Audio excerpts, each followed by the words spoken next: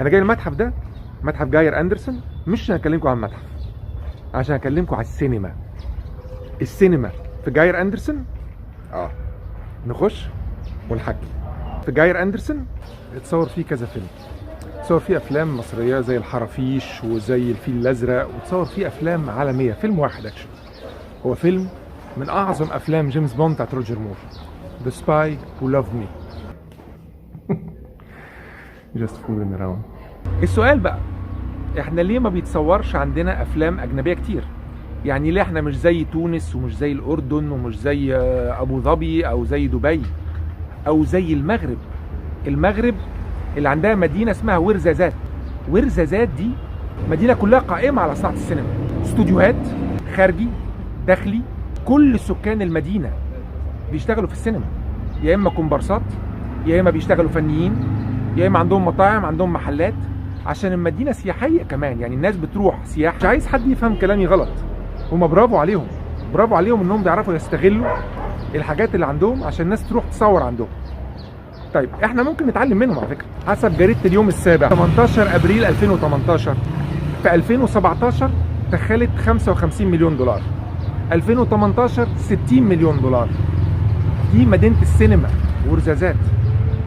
انتوا عارفين اخر فيلم عالمي اتصور عندنا كان في 2010، فير جيم، ناومي واتس وشون بين. بيخش لنا فتافيت من صناعه السينما العالميه، مع انه احنا عندنا المقومات انه يخش لنا ملايين ملايين. احنا مركبين ده كده وعدلناه 2001 2002.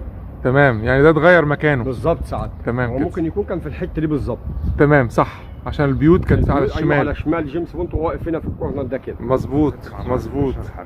ايه اللي بيعملوه واحنا ما بنعملوش؟ اولا عملوا جهه واحده لاستخراج التصاريح. الجهه دي مسؤوله انها تخاطب بقيه الجهات الحكوميه، وانت ليك انك تتعامل مع شباك واحد هو اللي يديك كل التصاريح.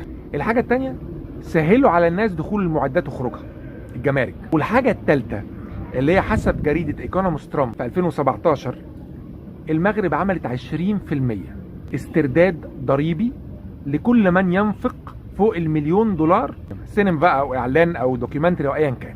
هل احنا ممكن نعمل الكلام ده؟ ممكن نعمل الكلام ده. عندنا الاستوديوهات الداخليه، عندنا مدينه الانتاج الاعلامي، عندنا استوديوهات خارجيه، عندك كل العصور، عندك من اول الفرعوني وعندك مملوك، عندك عربي وعندك قبطي، تاريخ حديث، وعندك كل حاجه. يعني احنا شفنا تركيا ازاي بشويه مسلسلات زودت السياحه عندها. ما نقدرش نعمل كده؟ نقدر نعمل كده طبعا، طبعا نقدر نعمل كده، وعندنا الامكانيات. ديت الحته دي اللي هي جوه. شفت زي ما قلت لسيادتك المشرفيات دي ما كانتش راكبه. ايوه رجعت احنا بعدين. مركبينها 2001 2002. لما نيجي نعمل حاجه زي كده برضه لازم ناخد بالنا من اخطائهم. لازم يتحط حد ادنى للاجور عشان ما يجيش حد يستغل ويشغلهم بثمن بخس. وبالذات الاطفال، عماله الاطفال. حتى لو في السينما ما بنعتبرهاش عماله الاطفال، بس لازم يكون في رقابه، ما يتمش استغلالهم ماديا ومعنويا. انه افلام كتيره قوي بتتكلم على مصر بتتصور بره مصر. مامي، بيرل اوف ذا نايل، عندنا استريكس واوبيليكس لكليوباترا، انجلش بيشنت، كل ده بيتصور ما بين تونس والمغرب والاردن، لكن ما بيتصورش في مصر. واسرع طريقه واحسن طريقه توصل بيها رساله هو عن طريق فيلم. ولو احنا مش عارفين نوصل افلامنا لبره برسالتنا وبثقافتنا، هم لما يجوا يصوروا عندنا رسالتنا برضه هتوصل. صباح السينما وصناع السينما اللي بيخلونا نبتسم، نضحك ونبكي، بس الاهم من ده كله بيخلونا نحلم.